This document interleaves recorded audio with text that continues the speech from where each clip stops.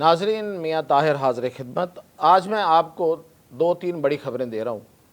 ایک یہ کہ پاکستان کے اندر ایک پلاننگ ہو رہی ہے، جی بالکل، ٹیرر کیمپس کو نشانہ بنانے کے لیے، اور وہ کہاں پہ بنائے جائیں گے، کس کس جگہ پہ نشانہ بنائے جائیں گے، وہ بہت بڑی پلاننگ ہے۔ اور دوسرا، فلسطینیوں کو ایک بڑا حمایتی مل گیا ہے۔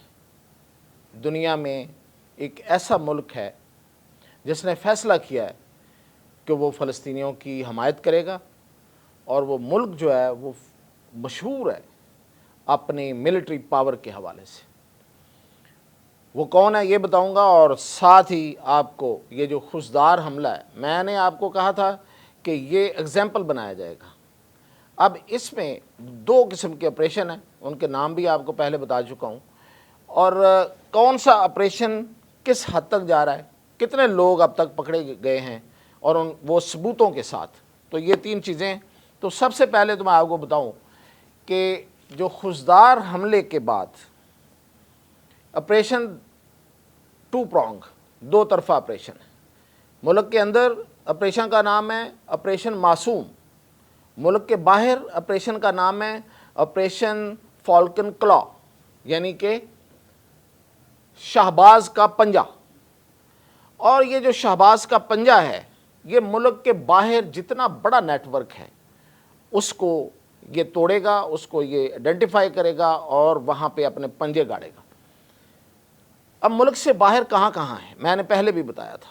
انڈیا میں ہے، ثبوت آ گئے کہ انڈیا سے یہ ساری کمیونیکیشن ہوئی ہے، اور یہ جو آپریشن تھا خزدار والا، یہ حملہ تھا، جو دہشت گردی تھی، جو بزدلانہ وار تھا، اس کا نام انہوں نے star dust, operation star dust رکھا تھا بھارت میں۔ اور یہ کال پکڑی گئی ہے، اور اس میں ایک انڈین کرنل ہے، پرتاب اس کا نام ہے، اور پاکستان سے جو بندہ اس کا نام ہے منگل۔ یہ ان کی ایک کال پکڑی گئی ہے BLA کا۔ وہ ریٹائرڈ کرنل پرتاب ڈوگرا، یہ را کا بندہ ہے، اور یہ BLA کا ہے منگل۔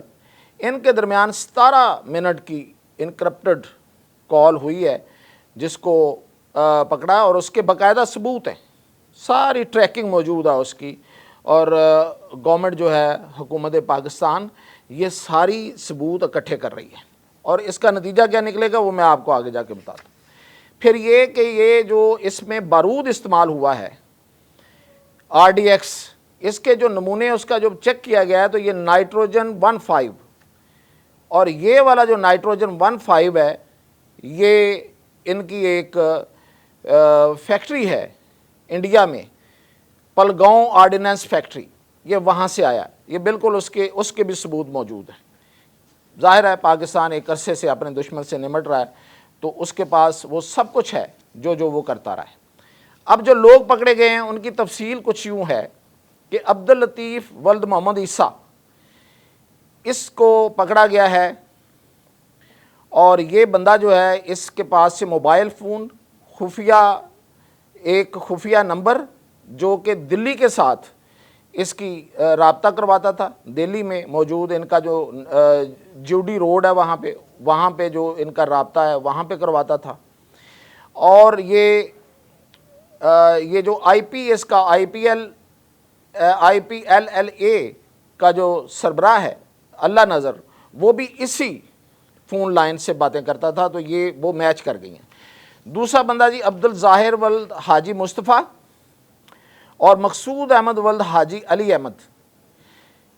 یہ جو لوگ ہیں، ان کے پاس سے یہ سیٹلائٹ فون کے ذریعے ان کے رابطے تھے، اور یہ لوگ جو ہیں ان کے پاس پیسے آئے، یعنی کہ کرپٹو کرنسی کی صورت میں اور ڈالرز کی صورت میں۔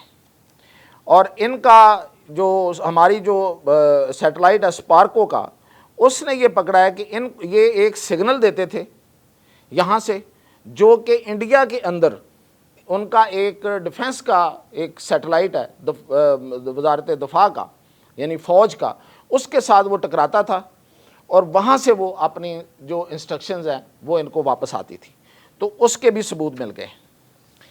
اور پھر یہ کہ یہ جو کارروائیاں ہیں، اس میں نے آپ کو پہلے بھی بتایا تھا کہ یہ ہر جگہ پہ ان کو پکڑا جائے گا۔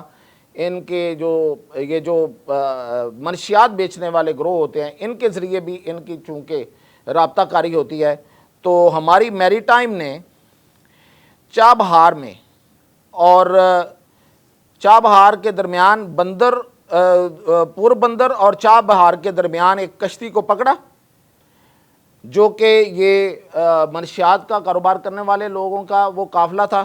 اس میں سے ایک ڈرم پورا جو ہے وہ اس کا بارود کا وہ پکڑا گیا ہے۔ تو یہ جو آپریشن ہے یہ ہر طرح سے چل رہا ہے۔ بلوچستان کے اندر دہشت گردوں کا، میں نے کہا آپریشن معصوم کے نام سے، ان کو دیکھ کے چن کے ان کو ٹریس کر کے ان کو نشانہ بنایا جا رہا ہے ڈرونز کے ذریعے، اور ملک سے باہر جو آپریشن ہے فیلکن کلا اس کے ذریعے۔ اور میں نے پہلے بھی بتایا تھا کہ یہ ایران کے اندر بھی ان کو نشانہ بنایا جا رہا ہے، اور ان کو دبئی میں بھی اور مسقط میں بھی کہیں بھی نہیں چھوڑا جا رہا۔ اور یہ جو میں نے آپ کو کہا کہ رقوم منتقل ہوئی ہیں، یہ ایک دبئی کے ایک بینک سے ہوئی ہیں، اور اس بینک کا پوری اس کی جو ٹرانزیکشن ہے وہ بھی سامنے آ گئی ہے۔ تو یہ آپریشن جو ہے اتنی کامیابی سے جاری ہے، اور ان کو کسی طرح سے بھی سپیئر نہیں کیا جائے گا، اور اس پر ایک ڈوزیئر تیار کیا جا رہا ہے، یعنی کہ ثبوت کے ساتھ ایک پورا ثبوت کا پلندہ جو ICJ میں بھی دیا جائے گا، انٹرنیشنل کورٹ آف جسٹس کو بھی دیا جائے گا، اقوام متحدہ کو بھی دیا جائے گا، اور دوست ملکوں کو ان کے سفارتکاروں کو بلا کے وہ ساری ان کو بریفنگ دی جائے گی۔ اور یہ جو ہمارا وفد بلاول بھٹو زرداری کی قیادت میں جا رہا ہے، یہ بھی جا کے پوری دنیا کو بریف کرے گا کہ بھارت نے کس طرح سے سپانسر کیا ہے، اور اب جو بچوں کو نشانہ بنایا ہے یہ تو خاص طور پہ ایک مثال ہوگا۔